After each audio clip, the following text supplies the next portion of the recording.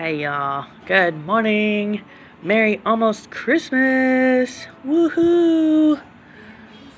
So I probably should talk about Christmas and how Jesus is the reason for the season.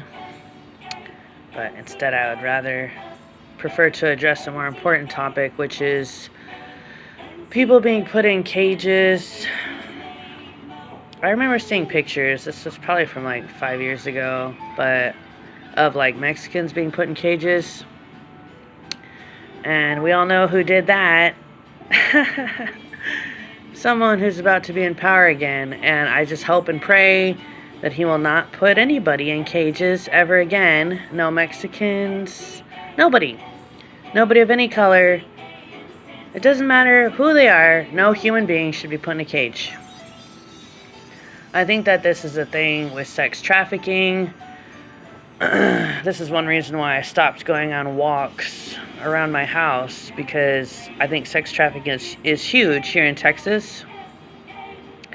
And I think that this is like a thing that people buy a cage like from a dog pound or something, and they kidnap people somehow, which is so stupid. Like, why would any human being get in a car with a stranger? But some people are stupid enough to do that.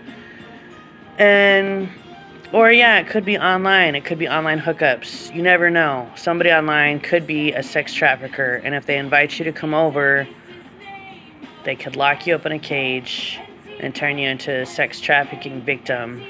So I do recommend that you all are very careful when it comes to online dating. Just anything with a stranger, anything with somebody you don't know. Be cautious, be careful of going to their house, because you never know what's in there. You never know who's in there. You never know what they're going to do to you. But this is like a thing. Sex trafficking is like a thing. I've seen it in movies. Obviously, the movie Taken. The dad rescues his daughter, and what they do is they pump these girls full of heroin or some kind of drug to make them more submissive to sexual acts. And these things get done with children. There was a place called Boys Town in Omaha, Nebraska, and one of my exes, his dad was the clerk of court, and he knew that boys would get taken out of this. It was an orphanage for boys. Boys were getting taken out of this orphanage to various places and used basically as sex trafficking children, you know? Anyways, Merry Christmas. Be careful where you go. Be careful whose car you get into. Be careful whose house you go into. You just never know what that person's like, if they're safe or not, if their intentions are good or bad, if they're evil or good. And so many people, like, you can think that they're good, but just because, like, they seem friendly, that doesn't mean anything. It doesn't mean anything. I mean, my whole life, like, I was confused. How did my dad seem so good, but then he attempted to rape me when I was 6? Like, my family went to church every Sunday. My dad was happy. He played guitar. He was an awesome singer. And then it happened again, you know? My mom married my stepdad.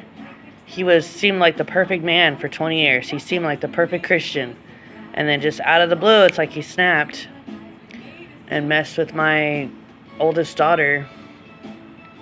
Stuff like that happens, you know? Like, even if someone seems totally good, they can just snap and just flip 180 and go from being good to evil. So yeah, I do caution you about that, even with your own family members, your own friends. Be cautious. Listen to the Holy Spirit. If the Holy Spirit's trying to caution you about somebody, to not hang out with them, to not be alone with them, then don't. It's good to keep yourself safe, you know, and just pray for those people, that God will change them, that God will remove their heart of stone and give them a heart of flesh. And I think it can happen that, like, someone can get saved at some point in their life, but then they reject God, they reject the Holy Spirit, because they start to fall in love with money. The love of money is the root of all evil. So the more that people love money, the more evil they're going to do. So watch out for loving money. Paul says, with food and clothing, with these things we should be content, you know? So just try and be happy with just food and clothing, having a house to live in, you know. Try and not chase after money. Don't wear yourself out to get rich. Money isn't everything. What good does it profit a person if you gain the whole world but forfeit your soul? You know? Oh, and in closing, I recommend that you all read the book Inferno by Dante. I read it twice, once in high school and once in college. It'll just totally change your whole life. Inferno. God loves y'all. God bless. Bye.